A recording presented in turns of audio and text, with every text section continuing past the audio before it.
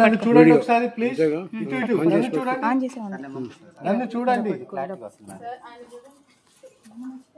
వచ్చింది.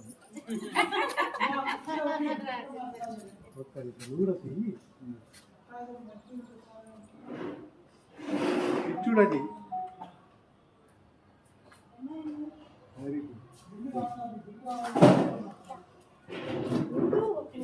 నేను ఇక్కడే ఉంటాలే, నేను వెళ్ళిపోతే అక్కడ మొత్తం కనిపించదు మళ్ళా.